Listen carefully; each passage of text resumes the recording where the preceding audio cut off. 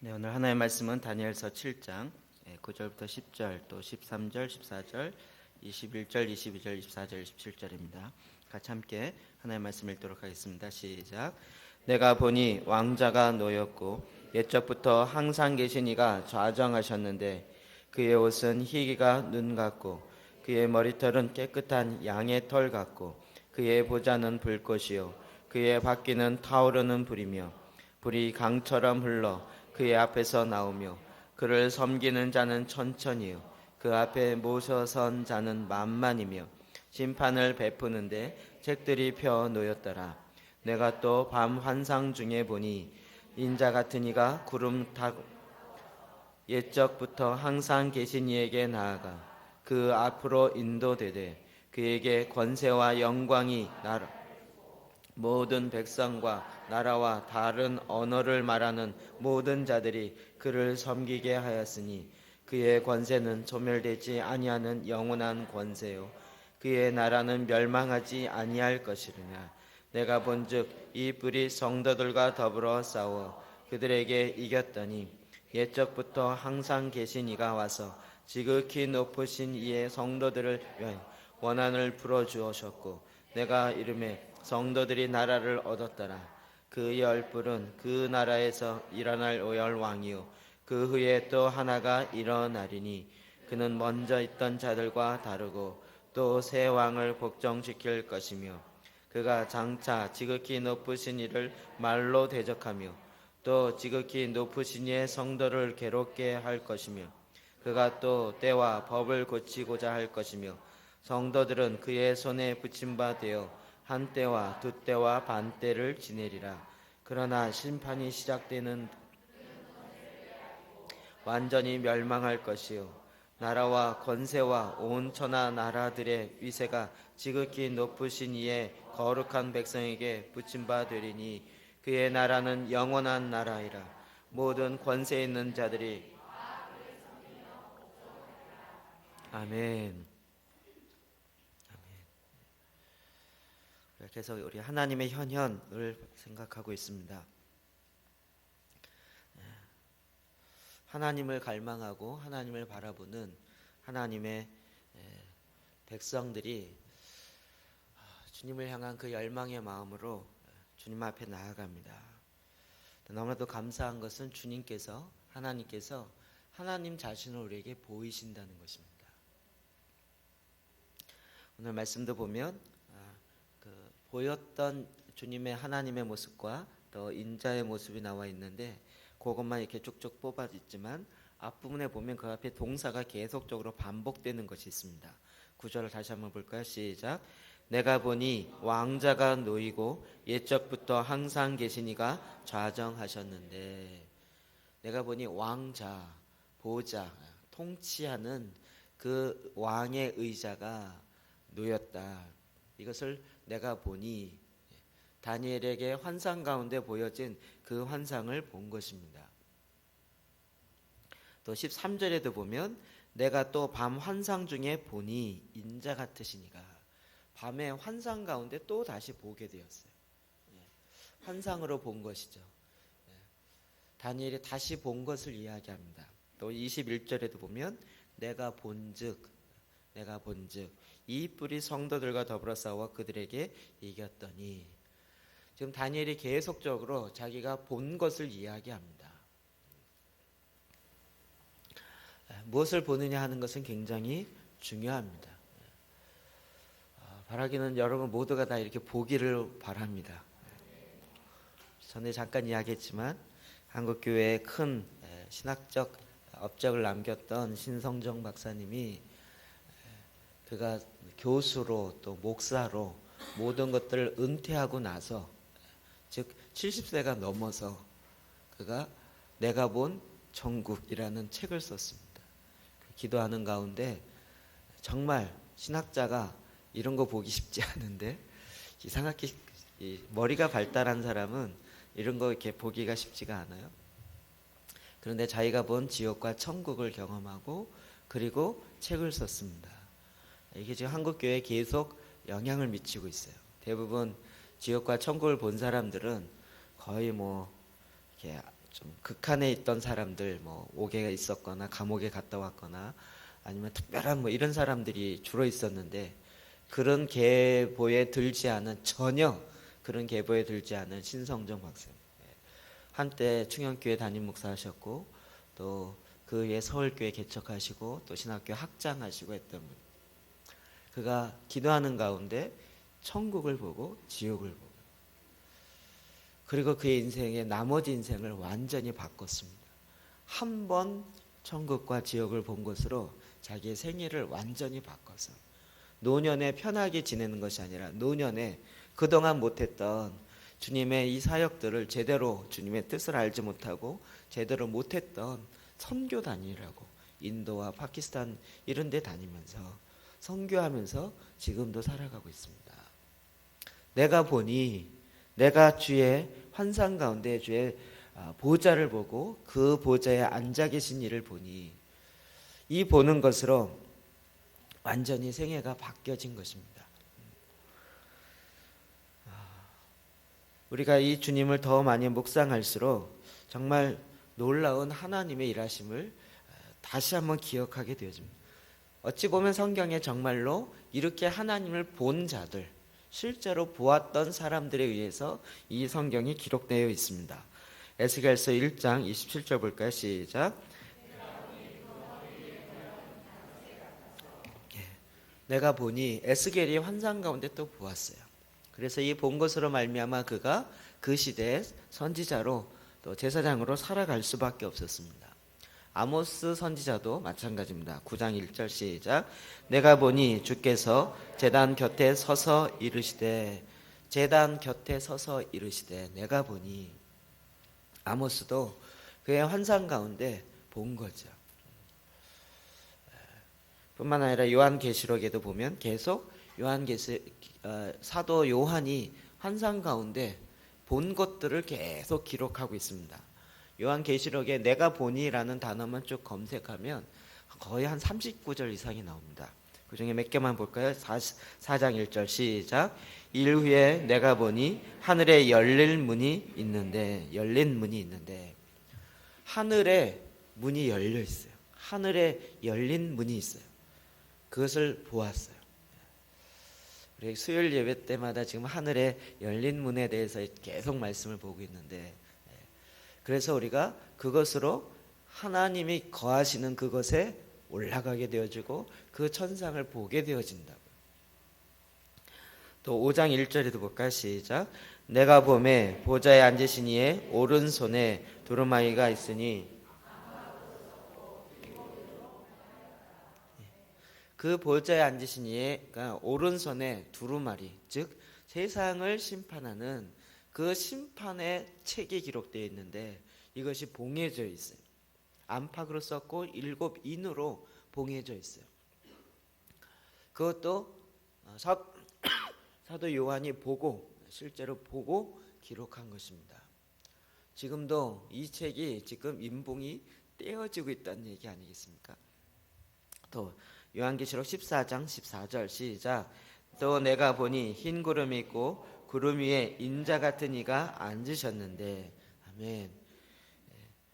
그 구름 위에 인자 같으신 이가 보좌에 앉으셨다. 이 이야기는 지금 우리가 다니엘, 우리가 오늘 본문에 보려고 하는 7장 13절에 인자 같으신 이가, 똑같은 인자라는 단어를 쓰고 있습니다. 초점이 하나님께 맞춰져 있어요. 그러니까 하나님께 맞춰져 있는 자들 가운데 하나님이 실제로 하나님을 보게 하는, 그리고 그 천상을 보게 하는. 왜요? 하나님이 이 땅을 그렇게, 하늘과 이 땅이 통일되게 하려는 것이 하나님이 천지를 창조한 목적이기 때문에 그렇습니다. 자, 이 말씀을 계속 묵상하고 또 제사장 기도로 계속 말씀 가지고 기도할 때마다 이제는 예수님의 모습이 묵상이 자꾸 돼요. 전에는 사복음서에 있는 예수님의 모습이 많이 묵상이 됐었어요. 예수님, 그러면 우리는 주로 이 땅에 오셨던 예수님, 사복음서에 나타나셔서 아기로 태어나셔서부터 시작하여 30세에 공생이 시작하고 시험을 받으시고, 그때부터 시작하여 나중에 십자가 못 박혀 죽으시고 부활하시고 승천하시는 그 예수님, 주로 우리가 그렸던 예수님은 그런 모습이었습니다. 그런데 이제 이 하나님의 현현의 모습을 갖고 보니까 다니엘에 기록되어 있는 예수님의 모습인데 어린 양 예수가 아니라 심판의 권세를 갖고 계신 인자이신 예수님의 모습으로 그려져 있어요. 하나님 보좌에 앉아 계신 그 주님은 심판의 권세를 갖고 계신 인자이신 사람의 아들이신 그 모습을 갖고 있는 예수님의 모습이라고. 그 다음부터는 자꾸 이 심판의 주로 오시는 예수님의 모습이 묵상이 돼요. 우리는 어린 양 되시는 예수, 어린 양 그러면 구약의 제사 드리는 것이 많이 상징이 되어지죠. 심판의 주로 오시는 예수는 주로 사자의 모습이죠.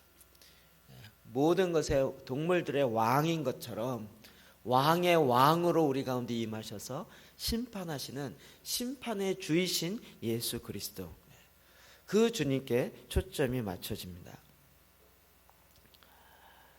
그러면 하나님의 통치, 하나님의 다스림은 지금 우리의 눈에 보이기에 전혀 없는 것 같지만 그러나 그 하나님의 역사대로 지금은 계속적으로 흘러왔습니다. 누가 역사를 다스리고 있는가? 아래의 토저가 이렇게 이야기했습니다. 누가 역사를 다스리고 있는가? 역사 속에 인간이 갖고 있는 자유와 인간의 책임은 무엇인가? 마치 지금 우리는 항구를 떠난 배와 같다라고 설명을 했습니다. 정처 없이 떠가는 배가 아니라 항구를 떠나는데 반드시 목적지가 있습니다. 그 배는 도착해야 될 목적. 물론 가는 동안 풍랑도 만나고 여러 가지 어려움도 있을 수 있지만 그러나 이 배는 반드시 그냥 떠돌아다니는 유람선이 아니라 반드시 다시 정착하게 되어지는 그 배가 있습니다. 항구가 있습니다. 그것은 바로 심판이라는 항구라는 것입니다. 우리는 그것을 향하여 가고 있습니다. 우리가 그냥 배에서 바다를 보면서 야, 바다 정말 멋있다 이러고 구경하고 있을지 모르지만 우리는 결국 종착지인 그 심판의 항구에 도착하게 되는 것입니다. 욥기 42장 1절과 2절에는 욥이 그가 하나님을 배웠고 그렇게 고백합니다. 주께서는 못하실 일이 없는 줄을 아오니, 하나님께서는 못하실 일이 없는 줄을 압니다. 하나님의 이 말씀을 묵상하면 묵상할수록 지금 하나님이 하지 못해서 이루고 계신 것이 아니라 하나님의 역사의 흐름 속에서 지금도 주관하시고 지금도 그 마지막 종착을 향하여 가고 있다는 것입니다. 그래서 역사가 무엇입니까? 히스토리 아니에요? 별이 어려울 게 아니라 그의 이야기예요. 그의 역사란 전쟁사가 아니고요. 하나님의 이야기입니다. 하나님의 이야기예요. 하나님이 천지를 창조하시고 하나님이 이 세상에 구원의 길을 내시고 구원 예정되어진 자를 구원하시고 그리고 하나님이 이 땅에 그 통치의 완성을 이루시는 하나님의 이야기가 바로 역사인 것입니다. 역사란 무엇인가 어렵게 물어볼 필요가 없이 그냥 하나님의 이야기입니다. 그래서 우리의 초점은 하나님께 집중되어 있어야 됩니다. 그리고 하나님이 어떻게 일하시는가를 바라봐야 하는 것입니다. 그 역사의 가장 주인, 가장 초점에 예수 그리스도가 계십니다. 그 관역의 가장 정중앙에 보좌와 보좌에 앉으신 이가 이 땅의 모든 일의 창조와 완성, 심판 그리고 그 이후에까지 이 모든 것들을 주관하신다는 것입니다. 히브리서 11장 6절에는 이렇게 말하고 있습니다. 믿음이 없이는 하나님을 기쁘시게 못하나니 하나님께 나아가는 자는 반드시 그가 계신 것과 하나님께 나아가는 자. 여러분 하나님께 지금 나오셨습니까? 하나님을 예배하기 위해 나오셨습니까? 하나님께 나아가는 자는 반드시 그가 계신 것과 하나님이 실제로 계신 것이에요. 지금 저와 여러분을 불꽃 같은 눈으로 우리의 중심을 바라보고 계신 그 주님의 눈앞에 우리가 서 있다는 것을 우리가 온전히 믿을 뿐만 아니라 또한 그가 자기를 찾는 자들에게 상 주신 이심을 믿어야 할지니라. 하나님을 찾는 자, 하나님을 찾는 자에게 상을 주시는 하나님이십니다. 이걸 믿으십니까? 여러분 정말 하나님을 찾으십니까? 아니면 하나님이 주시는 선물을 찾으십니까? 잘 구분하셔야 됩니다. 대부분의 어린아이들은 선물만 받고 휙 나가버립니다. 우리가 점점 믿음이 깊어지고 주님을 알수록 하나님을 구하고 주님을 구하게 되었습니다. 그래서 주님께 초점이 딱 맞춰질 때 내가 보니 라는 단어가 실제가 되어지고 그 앞에 정말 보좌 앞에 서게 되는 거예요. 제가 오늘 보좌에 대한 말씀을 너무 많이 묵상하다 와서 그런지 오늘 우리 찬양하는데 우리 보좌 앞에 모였네. 그 보좌 앞에 내가 서 있는 그 두렵고 떨림이 그냥 이렇게 느껴지고 우리가 오늘 그 보좌 앞에 서 있는 것입니다. 이제는 우리가 구원의 어린 양이신 예수 그리스도뿐만 아니라 심판의 사자의 왕으로 오시는 예수 그리스도를 함께 묵상하게 되어지는 것입니다. 여러분들 이와 같이 주님을 보고 주님께 집중하시기를 예수 그리스도 이름으로 축원합니다. 그래서 하나님의 이야기, 히스토리, 그의 역사를 보고 그의 역사 가운데 내가 해야 될, 인간이 해야 될 책임이 무엇인지를 보기를 주의 이름으로 축복합니다. 오늘 이 환상 가운데 다니엘이 그 예수님의 모습을 보는데 9절과 10절 두 절입니다. 이 두 절에 심판의 주이신 모습이 7가지로 묘사되고 있습니다. 첫 번째,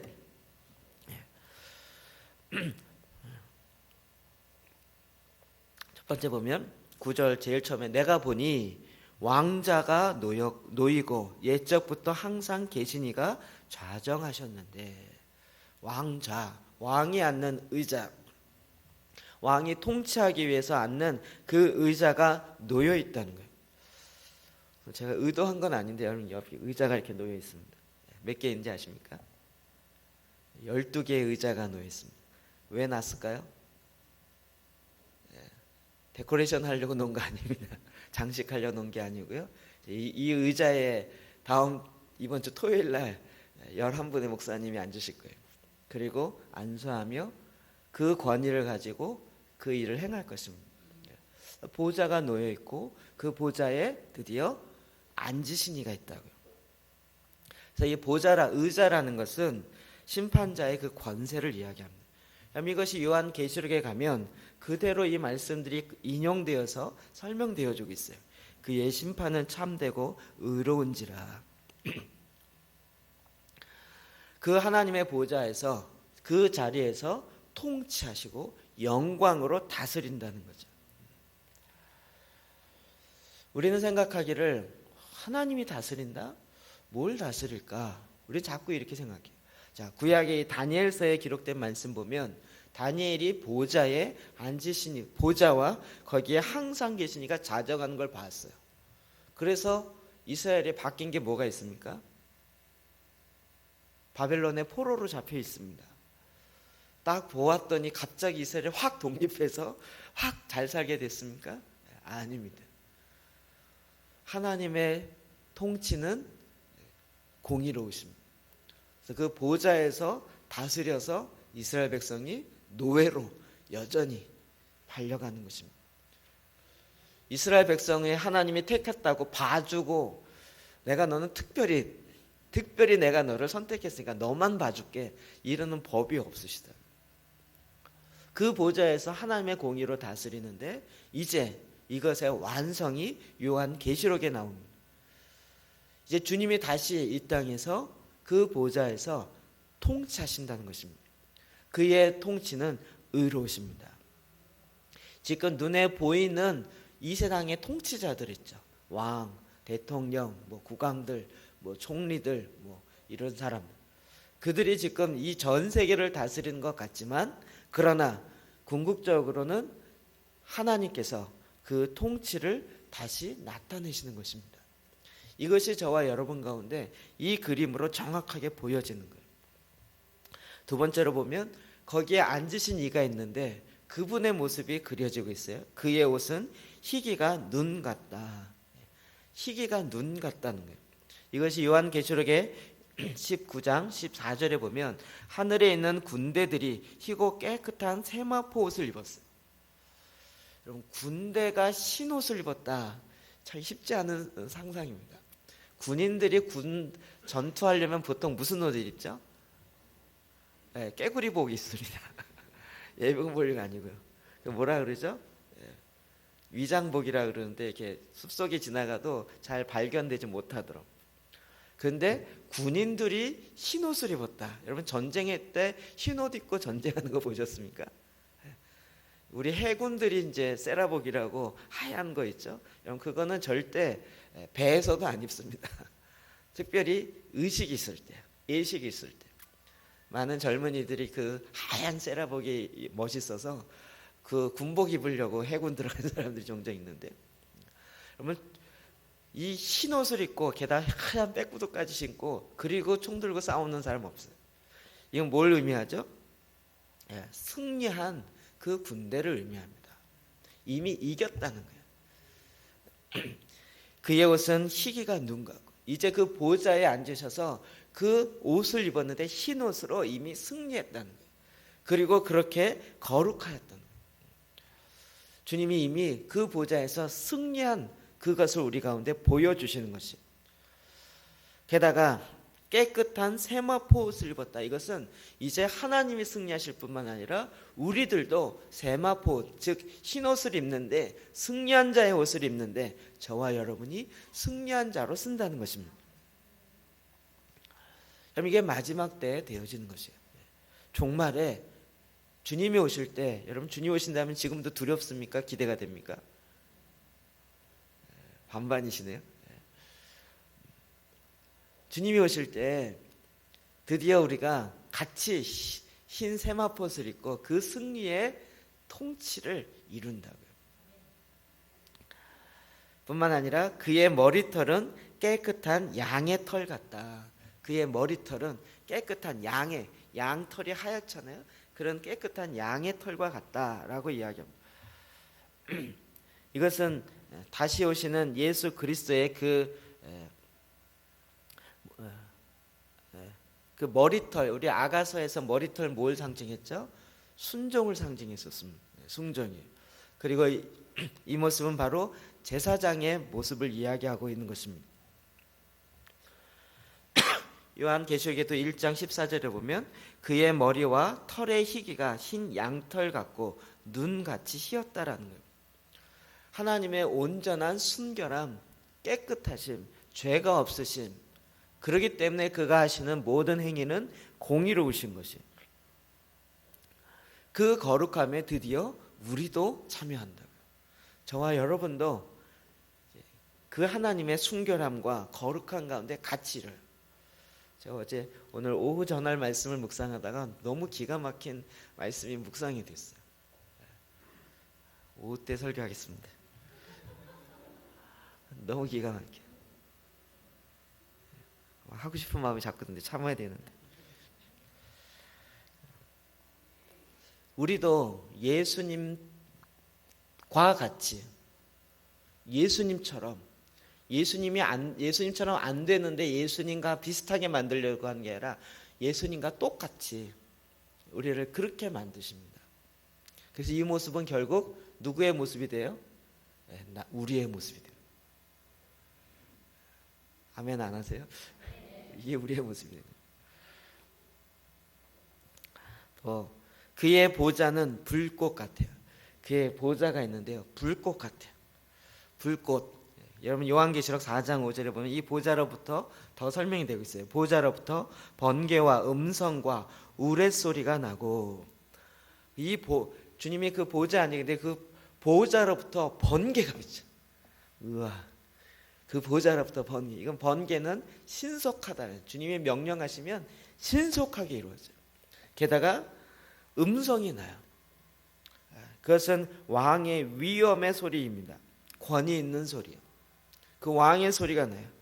게다가 우레소리, 천둥소리와 같은 그 소리가 나가기 시작합니다. 이게 바로 하나님의 심판의 목소리인 것입니다. 하나님의 공의요. 여호와는 소멸하시는 불이라고 이야기합니다. 주님의 그 보좌로부터 하나님의 불꽃이 강같이 흘러요. 하나님의 공의가 흘러요. 그 누구도 그 앞에 불의한 자로 견딜 수가 없어요. 하나님의 이 역사가 그냥 그 보좌로부터 불이 강같이 흘러요. 제가 이걸 참 묵상하는데 참 그림은 조금 그려져요. 불이 강같이 흘러요. 불이 그냥 이렇게 불의 혀처럼 갈라져서 막 휙 올라가고 이렇게 내려오고 이게 아니라요. 그 불이 계속 강같이 쫙 계속 흘러요. 그러면서 하나님의 이 공의가 이루어져요. 그러면서 불의한 것들은 불이 임하면서 태워요. 불이 임하면서 그 용광로에 들어가서 불순물들을 다 태우는 것처럼 그 불이 임하면서 죄악된 것을 여호와는 소멸하는 불로 태우시는 거예요. 이와 같은 심판의 실제가 이루어진다. 뿐만 아니라 그 다음에 보면 20절 넘어가는데요. 그의 바퀴는 타오르는 불이며 불이 강처럼 흘러 그의 앞에서 나오며, 불이 강처럼 흘러요. 그 보좌로부터 이 심판이 계속적으로 되는 것을 이야기해요. 요한계시록 1장 15절에 보면 그의 발은 풀물불에 단련한 빛난 주석 같고요. 거기에서 주님의 불이 여전히 그 심판이 계속적으로 태운다는, 우리가 성령의 불로 임하소서 그러잖아요. 성령의 불로 임하소서. 불이 임하면 어떻게 돼요? 우리의 헛된 마음을 태우신다. 그 우리를 정결케 한다고요.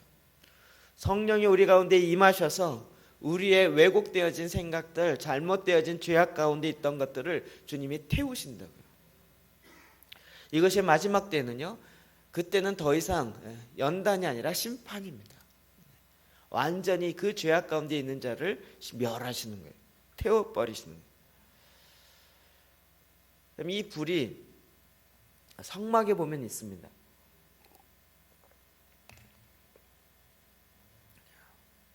성막에 가면 제일 첫 번째 번제단이 있습니다. 그리고 그 번제단의 불을 끄지 마야 돼요. 그래서 어린 양의 피를 잡고 그리고 그 내장이나 이런 것들을 그 불에 태웁니다. 그 불은 결국 죄악을 정결케 하는 것이에요. 죄악을 심판하는 것이라고요.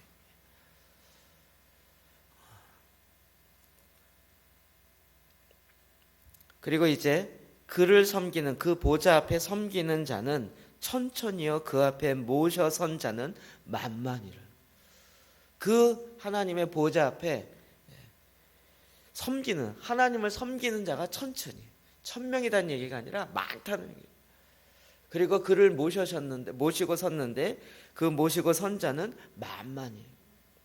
도저히 셀 수 없는 무한하게 많은 그 하나님의 영광이, 그 영광을 모시며 그 영광 가운데 선 수많은 천군과 천사들, 우리가 그림 알죠? 그 앞에 네 생물들이 보좌를 찬양하고 24장로들이 있고 수많은 하나님의 백성들이 있고 그 다음에 셀 수 없는 천군과 천사들이 그 주위에서 하나님의 그 영광 앞에서 주님을 찬양하며 주님을 높입니다. 요한계시록 5장 11절에도 보면 똑같은 이야기가 나옵니다. 많은 천사의 음성이 있으니 그 수가 만만이여 천천이라.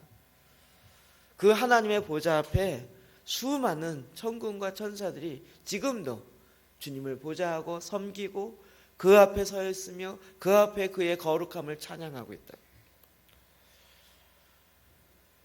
그리고 심판을 베푸는데 책들이 펴 놓였더라.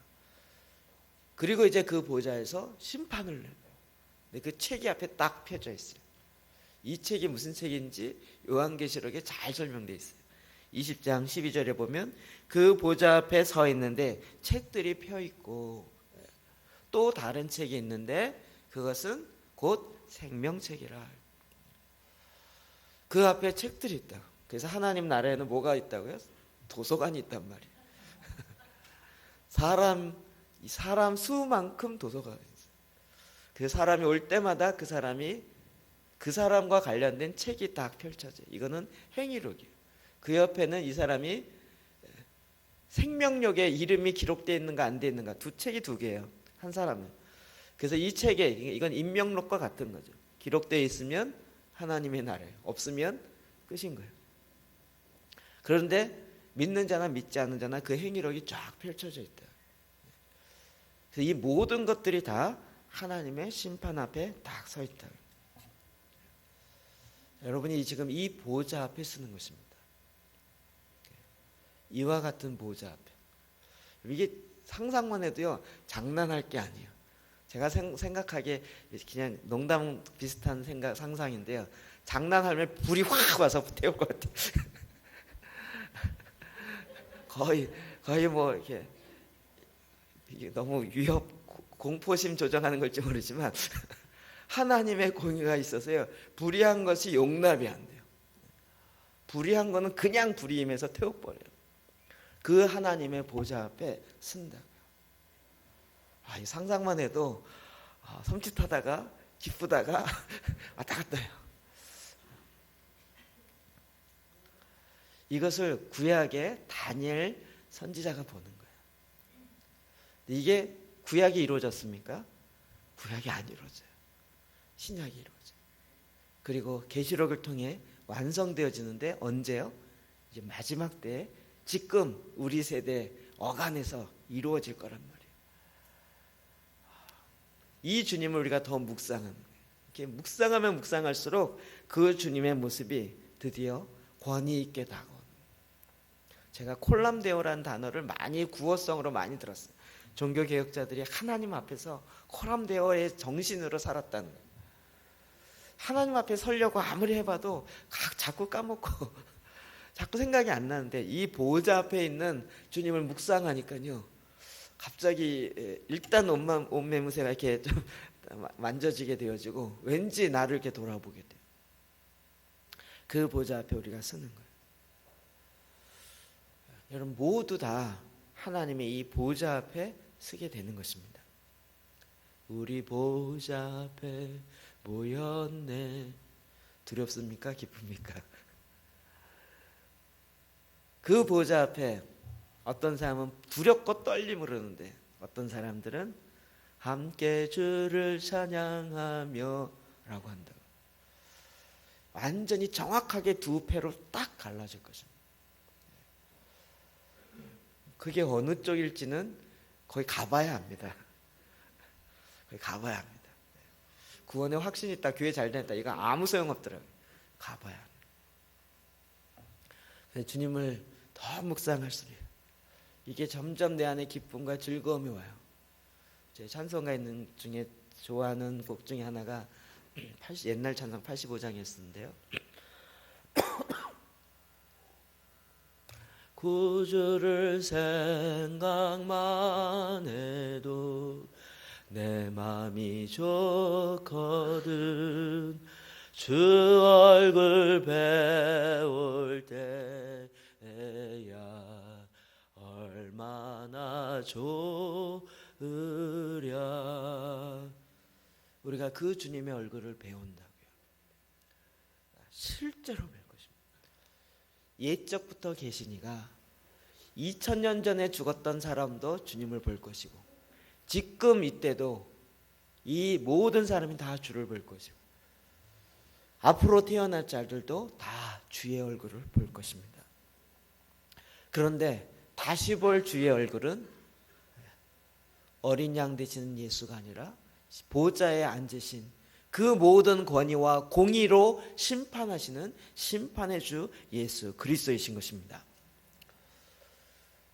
이제 우리가 구원받은 자들이 신약에 오면서 이 주님을 더 묵상하는 것이 마땅하구나 라는 생각이 듭니다. 제가 지난주 말씀을 전하고 나서 너무 그놈 뭐라고 표현해야 되나, 어느 집사님이 나가시면서 목사님 오늘 왜 마지막 설교인 것처럼 그렇게 설교하세요 라고 하더라고요. 근데 제 마음속에 요즘 계속 그런 마음이 계속 듭니다. 마지막일 수 있겠다라는 생각이 자꾸 듭니다.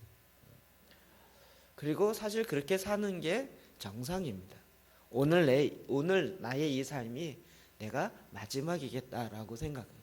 오늘이 제일 끝이겠다 생각하고 사는 것이 바른 삶의 자세입니다. 그 주님 앞에 우리가 주님을 묵상하는 거예요. 주님 앞에 나아가는 거예요. 그리고 그 주님의 심판 앞에 내가 서는 거예요. 갑자기 제가 전에 원망이 있고 나를 오해해서 가졌던 많은 막 오해받은 것에 대한 상처들이 갑자기 이 심판대 앞에 서니까요, 갑자기 웃음이 나는 거 있죠. 주님 아시죠? 그랬더니 끄덕끄덕하시네. 내가 그때 정말 내가 오해받았었는데 나 그것 때문에 너무 속이 너무 속상했는데 그때 주님이 내가 안다. 그때도 내가 있었다.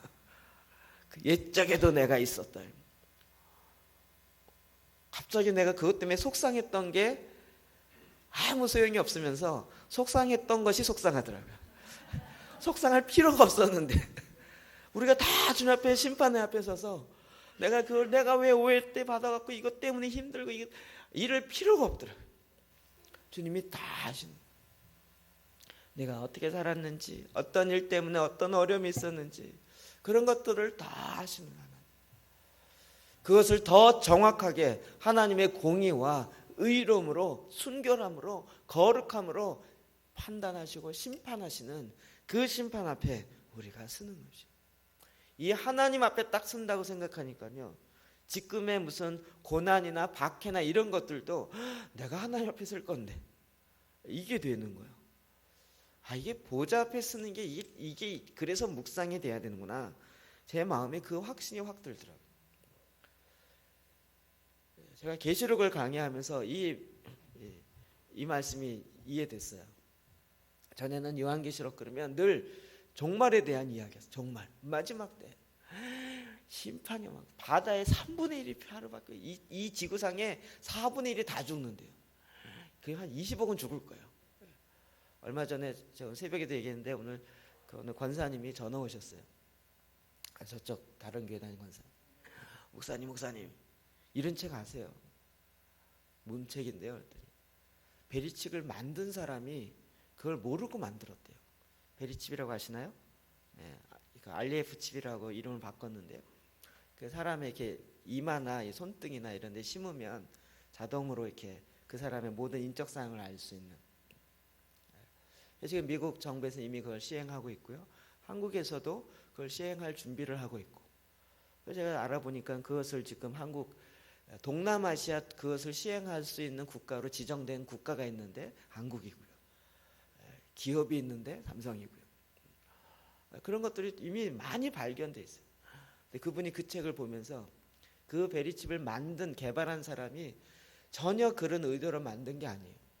그냥 어떻게 하면 사람들에게 위급 상황에 그 사람들 도움이 될까 이러고 만들었는데, 다 만들고 나서 보니까 이거를 연구할 수 있는 자금을 대고 만들 수 있는 자금을 댔던 사람이 있을 거라는 생각이 들고, 그걸 조사해 보니까 이게 프리메이슨이고 다 그렇다는 걸 그 사람이 알게 됐어요. 그래서 그 회사를 나와버렸어요. 그리고 미국 전역을 다니면서 이것이 적그리스도가 쓰는 666의 표를 쓸 것입니다라고 지금 간증하면서 다녀요. 그분이 쓴 책을 갖고 이제 저한테 이야기를 합니다.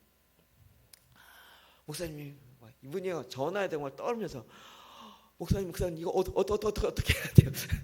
이거 어떻게 해야 돼요? 왜 떠세요? 그랬더니 아니 이거 목사님 이런 거 아시잖아요. 제가 알아요. 그럼 이거 어떻게 해야 돼요? 이게 지금 전 세계로 이렇게 다 흘러가는데 이거 어떻게 해야 돼요? 뭘 어떻게 해요? 이런 얘기하기 시작하면 정말 굉장히 많은 얘기예요. 영상과 함께 보여주면서요. 제가 심한 얘기 하나 더 해드릴 걸 그랬어요. 그분한테. 권사님 이런 건 모르시죠? 20억 이상이 되는 사람을 다 죽이고 나서 그 사람들을 묻어둘 관을 다 준비해 놨습니다. 영상으로 보여드릴까요? 뭐 이런 말로 좀 반응을 할 걸. 제가 전에 이런 얘기 들으면요, 어떻게 저도 그랬어요. 심판이 임하는데 마지막 때는. 그런데요, 주님이요 계시록을 알면서요, 계시록은 기가 막히게 하나님의 심판과 그 하나님의 말씀 앞에 있는 하나님의 백성을 향한 하나님의 보호가 같이 가요.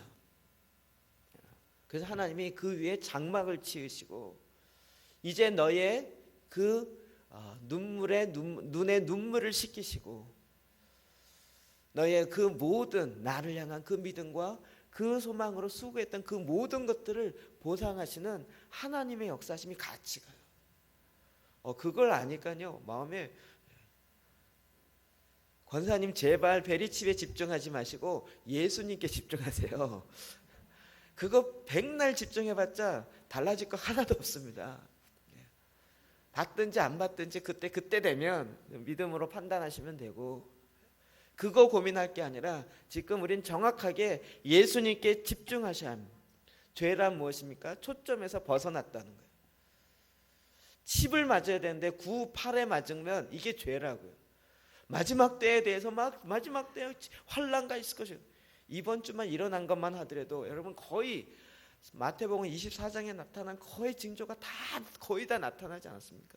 제가 지난번 한번 설교 드렸죠. 10가지의 부정적인 재앙과 15가지의 긍정적인 부분 거의 다 일어나요. 지진이 일어나죠. 테러가 일어나죠.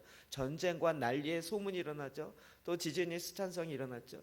거기에 제 동기가 선교사로 있는데요. 어제 또 카톡으로 문자가 왔어요.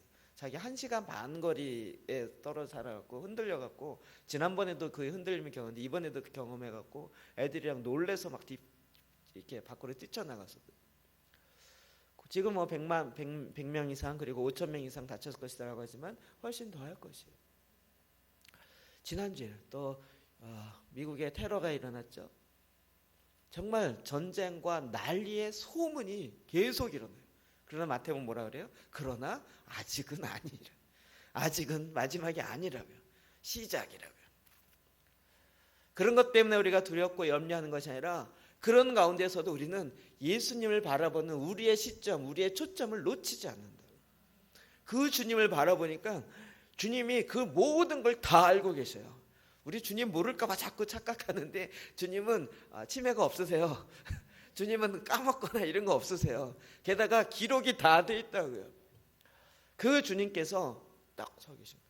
그 보좌에 앉아 계셔서 그 보좌에서 에헴하고 앉아 있는 것이 아니라 실제로 그 통치, 그의 역사, 하나님의 역사, 히스토리를 지금 완성하고 계신다고요. 그러니까 우리가 그 주님의 모습이 묵상되어질수록 더 믿음에 담대함이 생겨요. 그리고 이게 바뀌더라고요. 지진이 일어났다? 그리고 전쟁이 일어나? 이러면 옛날엔 어떻게 그랬는데 요즘은 저 마음은 주님이 가까울 때 정말 됐다. 주님 진짜 빨리 오셔야 되겠는데요? 막 이게 되는 거예요.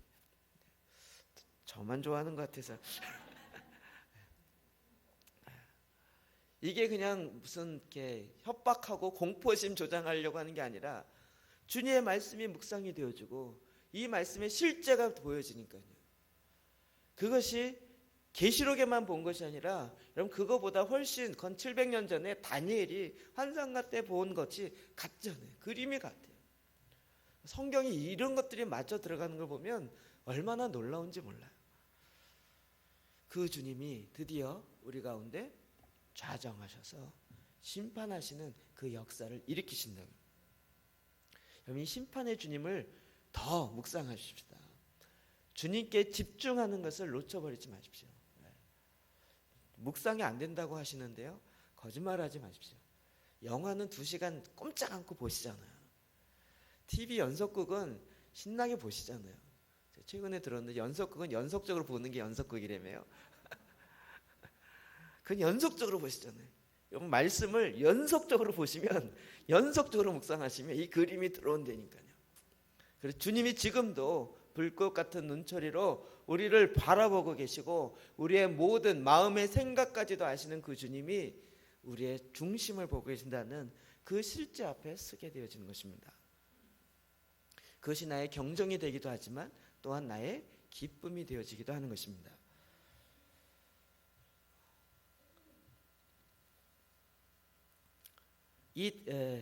그 심판 앞에 서는데 이제 앞으로 되어질 일들이 다니엘에게 환상으로 쫙 보여주는 거예요.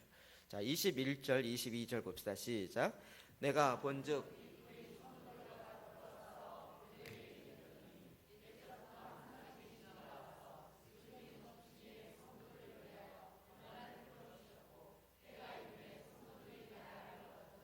아멘. 예. 내가 본즉 이 뿔이 성도들과 싸워요. 그 앞에 설명을 드리면 10개의 환상문이 10개의 뿔이 나타나요. 그리고 그 뿔이 결국 뿔은 다스림을 이야기해요. 권세요. 그러니까 세상을 다스리는 10개의 왕이 10명의 군왕들이 와서 이 땅을 다스린다는 거예요.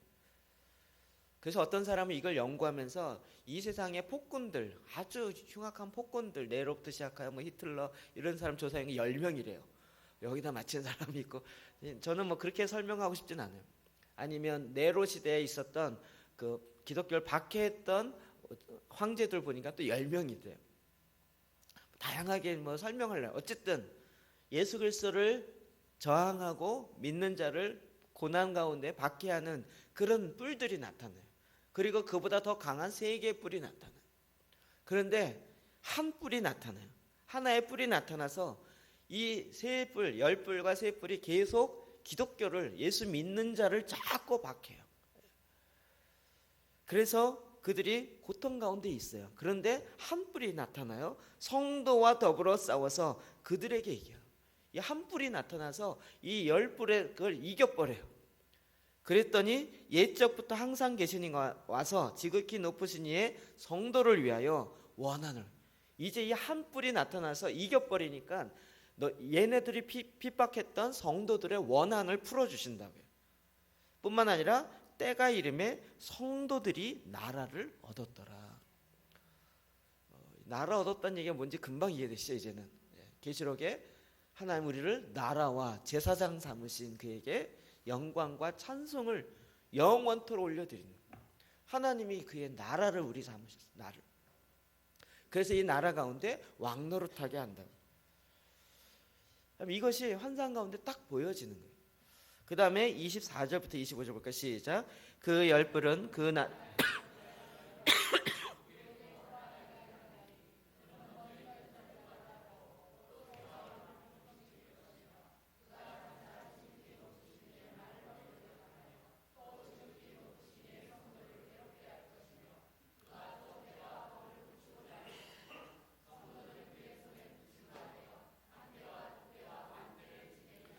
아멘. 잘 뿔을 잘 구분하셔야 돼요. 10뿔이 있었는데 10뿔은 뭐라고요? 나라에서 일어날 10명의 왕이란 말이에요. 그 후에 하나가 일어나요. 근데 이 하나는 그는 먼저 있던 자들, 그 10개의 뿔과는 달라요. 이게 예수님 아니고요. 적그리스도를 얘기해요. 또 새 왕들을 복종해.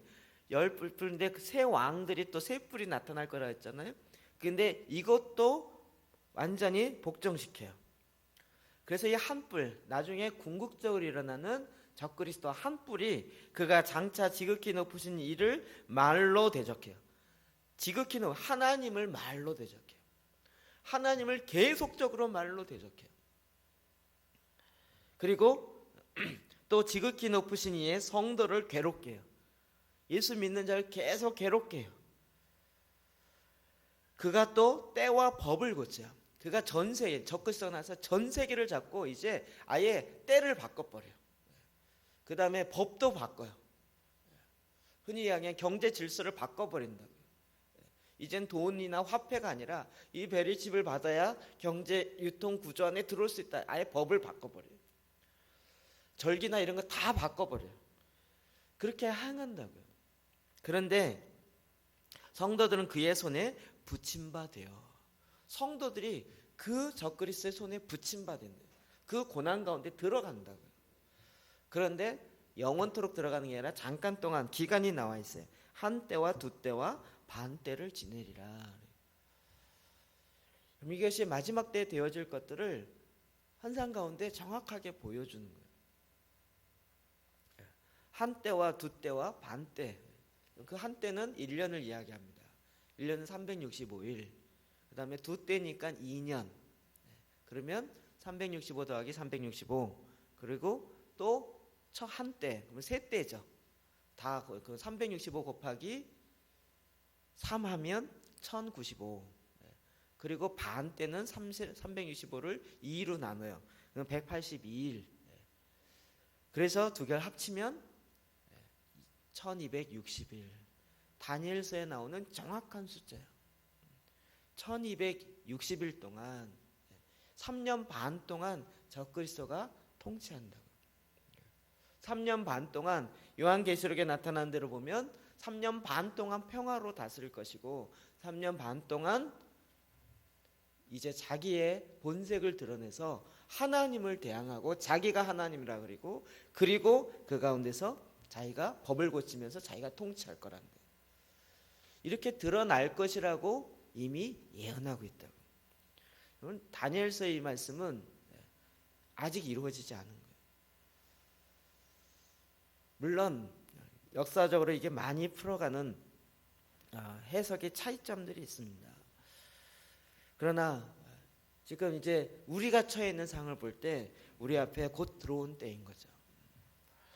최근에 계속 논란이 되는 것은 싸이의 젠틀맨. 혹시 보셨나요? 저도 안 봤는데 우리 전도사님이 새벽에 설교하면서 이야기하길래 뭐지? 그리고 봤더니 영상이 아니고 그 부산에 있는 어느 교수님이 쓴 글이 있었어요. 그리고 그게 다음 거기에 메인 화면에 올라왔어요. 싸이를 사탄이라고 이야기하는 주장하는 무슨 무식한 자들에게 뭐 이런 식으로 했었어요. 그러면서 왜 싸이가 사탄이라고 주장하는지 그의 논쟁을 쫙 다 전문으로 올렸더라고요. 그래서 저 그걸 읽으면서 야 다른 거 찾지 않아도 좋겠다. 여러분 싸이의 젠틀맨의 글 보면서 과연 그것이 의미하는 게 뭔가를 계속적으로 지금 이야기하면서 서로 이제 공방인 것처럼 이야기합니다. 사탄이요, 적그리스도가 계속 하나님을 흉내내요. 그리고 우리가 그것을 조금만 알면 그게 뭘 의미하는지를 금방 알 수 있는 내용들이에요. 하나님은 마지막 때 천천과 만만이 주님을 찬양하잖아요. 이 사탄도요, 지가 이 찬양을 받아야 되는 거예요. 원래 루시퍼잖아요. 하나님을 찬양하는 거고 자기가 그 자리에 올라가려고 했잖아요. 그러니까 자기를 찬양하게 만드는 것을 제일 원하는 게 사탄이에요. 그러니까 지금 세상 문화를 계속적으로 찬양케 만드는 거예요. 그러니까 어떻게 하든지 그 문화를 그렇게 만들어가요. 희한한 건 이런 것들 지금 계속 조장해 나가고 있는 거죠.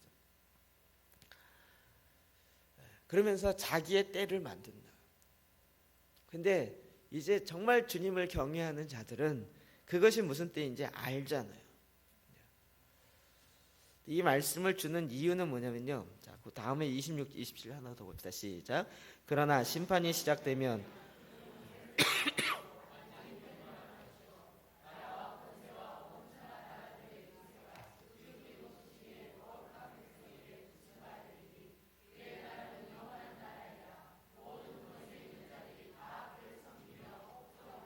아멘. 3년 반 동안 적그리스도가 통치할 거고 그 안에 성도들이 고난 가운데 들어갈 거지만 그러나 보좌에 앉으시니가 이 땅에 오셔서 심판하는 그 심판이 시작되면 그의 권세는 빼앗기고 적그리스도의 그 권세는 빼앗기고 완전히 멸망할 것이요 나라와 권세와 온 천하 나라들의 위세가 지극히 높으신 이의 거룩한 백성 저와 여러분에게 붙임바 되어진다. 그의 나라는 영원한 나라, 하나님의 나라, 주님의 나라는 영원한 나라이고 모든 권세 있는 자들이 다 그를 섬기며 복종하리라. 이것이 완성으로 이룬다고요. 이 말씀을 왜 요한계시록을 통하여 다니엘을 통해서 알려줬을까요? 고난이 있을 거라는 거예요. 고난이 있을 거라는. 성경은 고난이 있을 거라고 반드시 정확하게 이야기해요. 그리고 이것을 미리 알려줘요. 예수님이 지금 마지막 되어질 모든 전략과 비밀을 다 알려줬어요.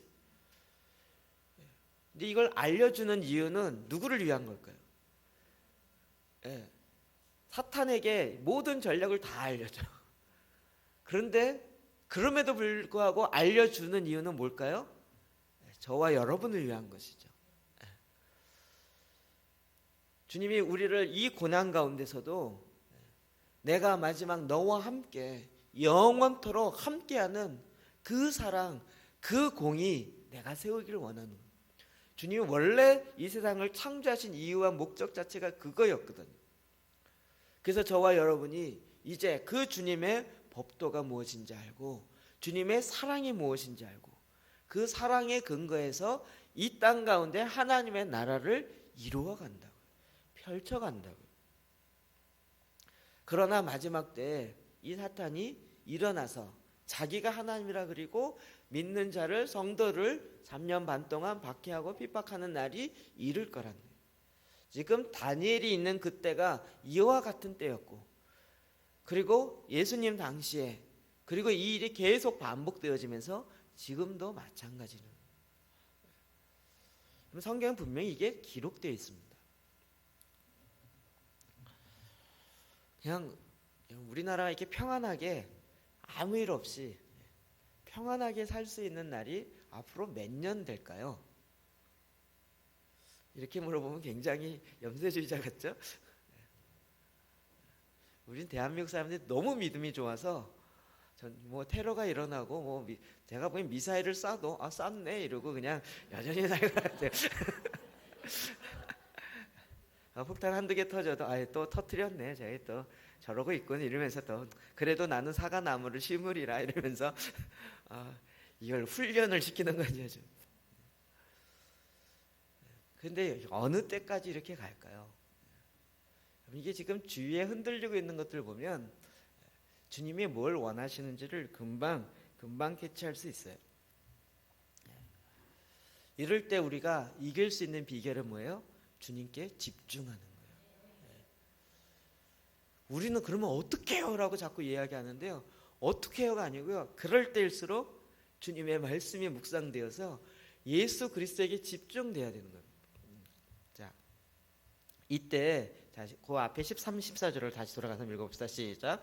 내가 또 밤 환상 중에 보니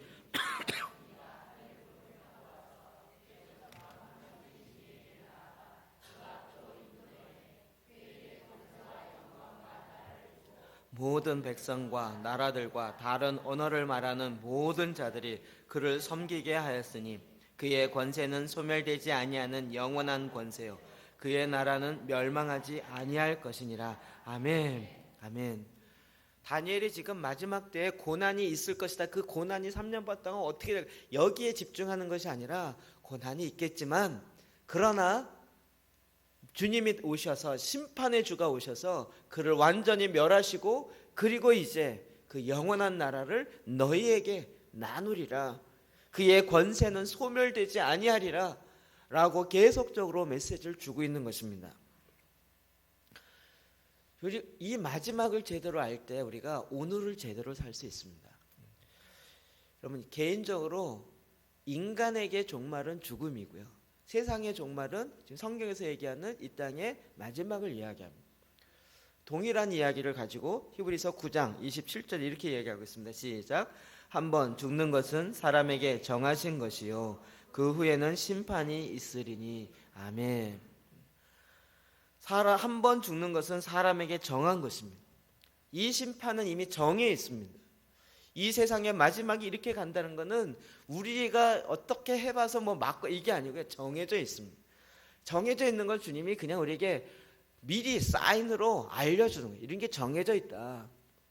우리가 인간이 죽는다는 것도 정해져 있습니다. 이걸 좀 뒤집어 보고 싶으신 분 계십니까? 인간은 누구나 다 죽습니다. 저는 이 예언은 100% 자신 있게 할 수 있습니다. 모든 사람은 다 죽을지니라. 이 예언이 틀릴 수 아무도 반박할 수 있는 사람이 없습니다. 역대 이후로 지금까지 살아있는 사람은 없었기 때문에. 그런데 우리는 거기에서 멈춰요.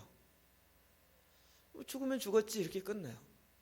죽으면 그 다음에 우리가 죽어보지 않았는데 어떻게 알아? 모르잖아. 근데 꼭 성경은 뭐라 그래요? 그 후에는 심판이 있으리니 라고 얘기해요. 아니 심판이 있을지 없을지 어떻게 아냐고. 네가 심판이 있는 거 봤어? 이러면서 자꾸 물어봐요. 제가 전에는 할 말이 없었어요. 이걸 어떻게 좀 증명해 보고 싶은데 성경을 갖고 증명하면 성경 니네들끼리 알아서 쓴 거잖아. 니네 뭐 쿵짝쿵짝해서 니네들끼리 만든 거지. 그러니까 안 믿는 사람들은 성경의 권위가 인정되지 않으니까 성경을 들이대는 게 말이 안 통하는 거잖아. 그러니까 말로 좀 설명하고 싶은데 설명이 안 되는 거예요. 그래서 어제 말씀을 자꾸 묵상하다가 갑자기 웃음이 났어요.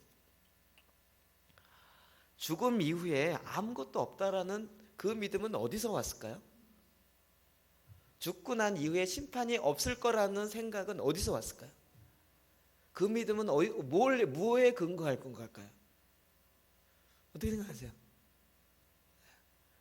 그동안 맨날 우리가 안 믿는 사람한테 막 질문받고 공격받고 이러다 보니까 맨날 이렇게 방어적으로 갔다가 뭔가 이렇게 방어해야 될 것 같은 것 때문에 그러다가 갑자기 심판하신 그 주님 앞에 마음을 딱 펼쳐놓고 딱 보니까 그래, 모든 사람 죽는 거 다 인정하잖아요. 근데 그 이후에 심판이 있다고 성경은 얘기하는데 있는지 없는지 너도 모르고 나도 몰라.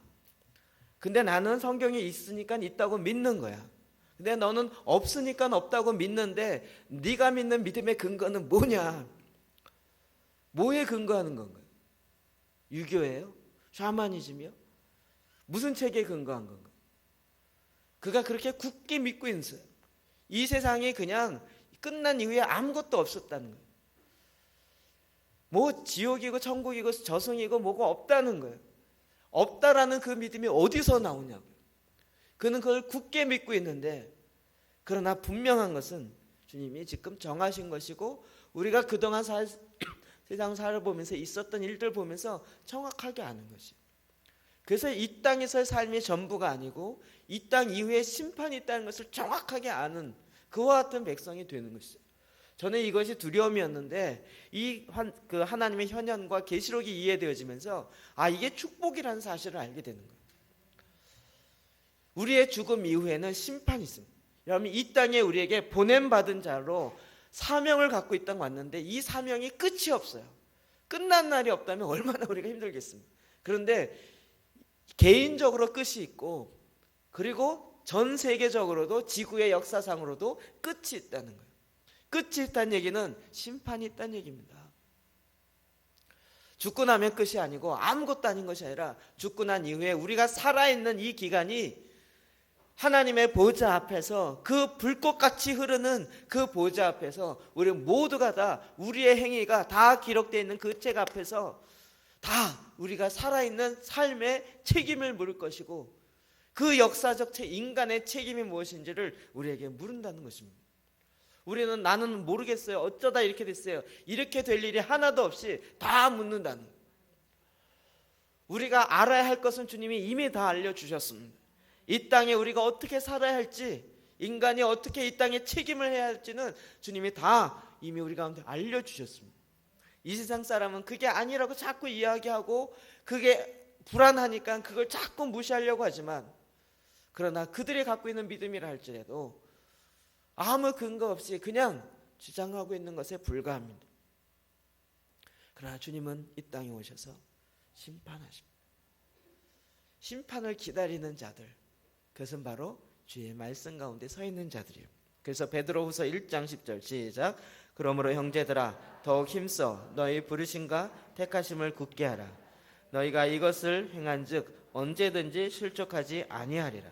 이같이 하면 우리 주 곧 구주 예수 그리스도의 영원한 나라에 들어감을 넉넉히 너희에게 주시리라. 아멘. 그 나라에 들어간다고. 그 나라에 넉넉하게 들어간. 근데 어떻게 하면요? 부르심과 택하심을 굳게 하라고요. 그 가운데 확신 가운데 서라고요. 우리 자꾸 이 마지막 때 심판 얘기하면 이거 어떡해? 이거 두려운데 이거 어떡해? 우리 자꾸 이 3년 반 동안 어떻게 이 고난을 통과할 것인가 여기에만 집중하는데 거기에 집중할 것이 아니라 예수님께 집중하는 거예요. 주님을 바라보는 거예요. 심판의 주로 우리 가운데 임하시는 그 주님 앞에 택하심과 부르심 앞에 굳게 서는 거예요. 제가 죽음에 대해서 자꾸 이렇게 당당하게 이야기하는 건 주님이 죽음의 의미를 완전히 새롭게 하셨기 때문에 그래요. 막 죽기 싫어서 억지로 하는 것이 아니라 주를 위해서 부르심과 그 택하심 앞에 당당히 살다가 당당히 죽는 게 멋있는 거란 말이에요. 암 안 걸리고 이렇게 건강하게 살다가 막판에 난 건강하게 살다가 죽었다 이렇게 죽는 게 멋있는 죽음이 아니고, 주를 위하여서 내가 보냄받은 자의 그 사명을 이 땅에서 택하심과 보내심, 부르심의 그 사명을 온전히 굳건하게 할 때, 그럴 때 그 일 가운데 실족하지 아니하리니 이와 같이 하면 그 영원한 날에 들어감을 넉넉히 얻는다고요. 그러니 우리가 이와 같은 세상의 흐름을 볼 때에도요, 더욱 우리는 주님을 예배해요, 주님을 즐거워해요, 주님을 기뻐해요. 아까 이야기한 두 그림을 정확하게 보십시오. 이 땅에 주님의 심판주가 불가같이 임하시고 많은 사람들이 두렵고 떨려요. 그런데 우리는 주님을 찬양하는, 주님을 높이는 거예요. 우리 보좌 앞에 모였네. 보좌 앞에 모이는데 막 이거 나 보좌 앞에 가면 어떡해 이렇게 해서 그러면서 찬양이 나오겠습니까? 그냥 우리는 보좌 앞에 모였네. 이 사람, 우리 이 집사님들 만나고 저 집사님들 만나고 다 같이 그 주님을 찬양하는. 근데 평상시에 주님을 찬양한 적이 없었던 사람은, 주님을 예배했던 사람이 한 번도 주님이 뭔지 모르는 사람은 저쪽 그룹이 궁금한 거예요. 나도 거기 들어가서 뭔가 찬양하는데, 예수님 찬양하는데 맨날 욕할 때 찢었어 그러면서 욕만 했고 하나님을 대항했고 이랬던 사람이 그 하나님을 찬양하려니까 찬양이 안 돼요. 주님은 오히려 그래서 예배하는 자가 하나님의 임재 가운데 들어가는 것이고 하나님을 경외하는 그 자리에 들어가는 거예요. 여러분의 말씀과 기도 위에 반석 위에 서서 하나님의 부르심이 무엇인지 알고 하나님의 나를 택하심이 무엇인지 알 때, 내가 바라는 나의 비전이 아니라 하나님이 나를 향한 하나님의 비전이 무엇인지 알고 그것을 말씀 가운데 잡고 그걸 그렇게 주님 앞에 올려드릴 때, 우리가 그 주님 앞에 기쁨으로 그리고 영원토록 주님을 찬양해요. 3년 반 동안 두렵고 떨리는 게 두려움이 아니고 주님과 영원토록 주님을 찬양해요. 함께 주를 찬양하며 하나님께 이 찬양과 영광을 드려요. 그리고 그렇게 나를 구원하신 그 주님을 그 구원의 간격으로 항상 기쁨으로 구원하심이 보좌에 앉으신 우리 하나님과, 이 간격이 안 일어나면 잠깐 옆에 사람 보세요. 심판 가운데 있을 거예요. 내가 저기 있어야 되는데 이래서 빨리 고개를 돌리세요. 그리고 주님을 다시 보시면서 나를 구원하신 그 주님을 바라면서 구원하심이, 이게 찬양이 되는 거예요. 그래서 하나님은 예배하는 자를 찾으신다. 하나님을 찾는 자에게 상 주시는 이심을 믿어야 우리가 그 가운데 들어간다고요. 이 심판은 우리에게 이제는 기쁨으로 다가오는 거예요. 즐거움으로 다가오는 거예요. 주님, 우리의 억울함을 어서 오시어서 하나님의 공의로 심판하시옵소서. 여러분, 이 땅에 살다가 그리스도인이라는 것 때문에 고난을 당하고 어려움을 당하거든 기뻐하십시오. 환난을 당하거든 즐거워하라. 이것이 우리에게 영원한 상급이 되어지는 것이에요. 그리고 오히려 그 가운데 기쁨으로 들어가는 것이라고. 그리고 그 주님을 찬양하는, 그 주님이 나와 함께 계시는, 그리고 나를 이 땅에서 예수 그리스도로 살게 하시는 거예요. 그렇게 살 수 있도록 성령을 주시고 하나님 예수 그리스도와 연합하여 하나 되게 하시고 이와 같은 놀라운 비밀들을 우리에게 임하셔요. 그리고 이제부터 우리가 부르고 찬양하는 것은 심판의 주이신 주님을 찬양하는 거예요. 주님 임하시옵소서. 그 불꽃 같은 불로 다스립시오. 완전히 태워버리십시오. 하나님 저 불의를 완전히 태워버리십시오.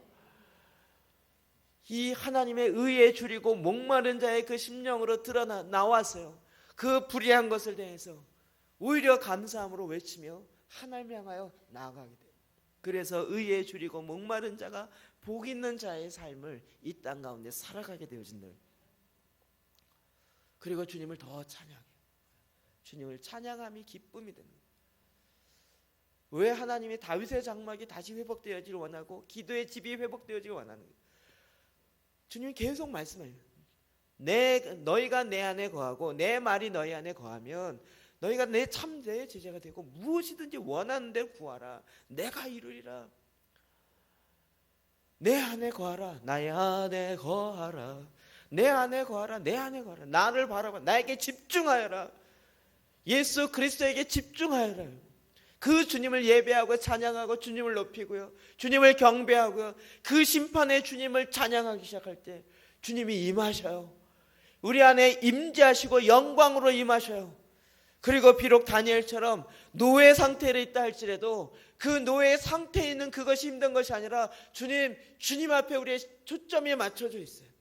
우리가 얼마나 힘들고 얼마나 피곤하게 살고 있고 여기에 집중하는 것이 아니고 주님께 완전히 초점이 맞춰져 있어요. 지금 하나님께서 이와 같은 하나님의 백성을 찾는다고요. 주님께 초점이 맞춰져 있는 자들이요, 주님이면 전부입니다라고 고백할 뿐만 아니라 그렇게 살아가는 자예요.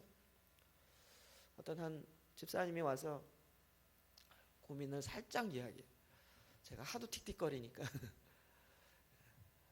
저희 아들이 게임 중독에 빠졌어요. 목사님 어떻게 해야 될지 모르겠어요. 하루는 학교에 중간에 나와버렸대요. 애가. 그래서 학교 불려가고 막 우리 애가 게임 중독에 빠졌어요. 중학교 3학년인데 어떻게 해야 될지 모르겠어요. 얘기를 딱 듣는 순간 이분이 또 하소연하고 있구나. 웃었어요. 기도와 금식 외에는 이런 유가 나아갈 수 없습니다. 기도하세요 그러더니 그러더라고요. 또 그 얘기. 그 옆에 같이 오신 분이 봐 목사님 얘기 똑같아 늘. 너무 심하게 얘기하면 상처받을까 봐 더 이상 얘기는 안 했어요. 근데 그 다음 얘기는 하고 싶었어요. 주님이면 만족하고 주님이면 족하고 주님이면 다 이룰 수 있다며요. 그렇게 고백하면서 왜 그렇게 믿지 않느냐고요. 왜 그렇게 반석 위에 서 있지 않느냐고요. 그 믿음 위에 서 있지 않느냐고요. 여러분 주님을 한 번만 경험하는 자들, 그 자들이 신학 박사를 할지라도 바뀌고 변화되어지는데 그 주님 앞에 집중되어서 그 주님이 어떠한 분인지를 알 때요, 그 앞에 그의 생애가 바뀌어진 거예요. 우리 아이들이요 하나님의 보좌를 보고 그 생물들을 보니까요 그 아이들이 바뀌어지기 시작해요. 하나님의 임재 가운데 실제로 보니까요 아이들이 바뀌어져요. 와, 이 말씀들이 실제구나. 이게 그냥 이야기가 아니고 무슨 그리스 로마 신화가 아니라 하나님의 이야기의 실제구나. 그리고 하나님의 그 심판 앞에 내가 서야 되는구나 라고 하니까 이 생이 얼마나 책임 있게 살아야 되는지 몰라요. 내 실수했어요. 이렇게 실수하면 살아갈 그 정도의 그런 삶이 아니더라고요. 얼마나 매 순간 매 초가 중요한지요. 이 모든 순간이 주님 앞에 심판 앞에 서며 그 앞에 책임 있는 자로 우리에게 내가 너희를 이 땅에 보내었는데 너는 나의 사명을 어떻게 감당하였느냐라고 거기에 우리는 굉장히 많은 변명을 할 것이에요. 이것 때문에 안 되고 저것 때문에 안 되고 저것 때문에 못했어요. 아니 우리 가족이 이랬고요. 뭐 내가 가진 게 없고요. 뭐가 없고요. 그 모든 것 다 필요 없이 주님 노예 상태에 있었던 다니엘의 그 시대의 이스라엘 백성 가운데서도 이 환상을 통하여 하나님의 일하심을 보게 하셨고 예수님 당시에 초대교회에 박해 있었을 그 당시에도요 그들이 글을 몰라도 이 말씀을 듣고 외워서 하나님 말씀 안에 서서 하나님 말씀 안에 서서 승리하는 자의 삶을 살았고요. 중국의 가정교회에서 그렇게 박해받던 많은 사람들이 글을 몰라서 성경을 잘못 알고 있어도 이 주님을 믿는 그 믿음으로 말미암아 승리의 삶을 살고 있었다. 주님의 다시 오심, 주님의 심판주로 오심은 우리에게 기쁨이요 즐거움입니다. 그리고 그 이후에 있을 일들, 제가 설명 안 했지만 영원한 나라를 너에게 맡길 것이고 그 권세를 우리에게 맡기고 그 권세에 두루마리를 입히고요. 제가 오후에 더 이야기하지만 임직이라는 이야기가 뭐냐면 주님과 언약 맺는다는 거예요. 옷을 바꿔 입는다고요. 주님의 옷을 우리에게 맡기신다고요. 그냥 교회에서 어떤 직분을 갖는 이 얘기가 아니고요. 완전히 결혼의 관계로 들어가게 되어진다. 그 주님과 함께 가는 이게 임직뿐만 아니라 그리스도인이 되어지는 것 자체가 그렇습니다. 주님과 함께 언약의 관계로 들어가요. 그래서 이제 내가 사는 것이 내가 아니요 내 안에 그리스도가 사는 그 삶을 살아가게 되어지는 것입니다. 이게 믿음이 없어서 안 되는 것이 아니라 우리의 초점이 주님께 맞춰져 있지 않기 때문에 여러분 계속 그 주님을 바라보십시오. 성경에 기록되어 있는 그 인자요. 여기 다니엘이 희한하게 인자라고 표현해요. 요한복음 3장에 보면 인자가 뱀이 광야에서 높이 들린 것 같이 인자가 높이 들려야 하리라. 인자의 살을 먹고 마시지 아니하면 나와 아무 상관이 없느니라. 예수님이 인자란 표현을 계속 들립니다. 하나님의 아들, 이 사람의 아들이요. 그 얘기는 무슨 뜻이겠습니까? 결국 저와 여러분의 둘째 아담이 되셔서 모델이 되게 하신다. 예수님이 통치하신다는 이야기는 결국 이제 저와 여러분이 왕노릇하게 하는 그 일들을 하게 한다는 거예요. 이 그림이 결국 저와 여러분의 모두의 삶이 되어진다는 것입니다. 그러므로 이제는 우리가 이 땅에서요, 여러분이 왕의 수업을 하셔야 돼요. 나 구원받은 것으로 만족하고 그냥 널널하게 살 것이 아니고요, 만왕의 왕의 함께하는 왕으로서 왕의 수업을 하셔야 돼요. 언어의 수업을 하셔야 돼요. 생각의 수업을 하셔야 돼요. 행동의 수업을 하셔야 돼요.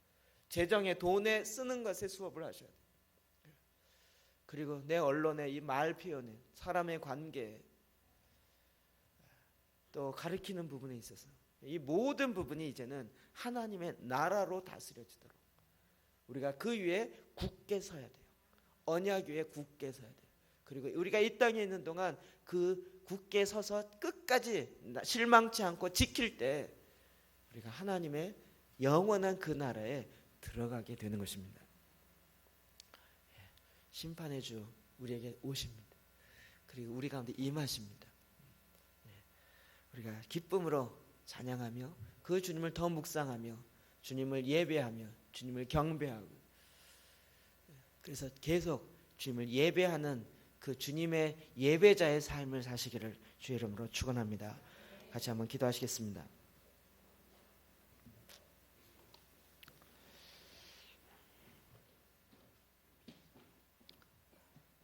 하나님 아버지, 이 시간 저희가 기도하기 원합니다.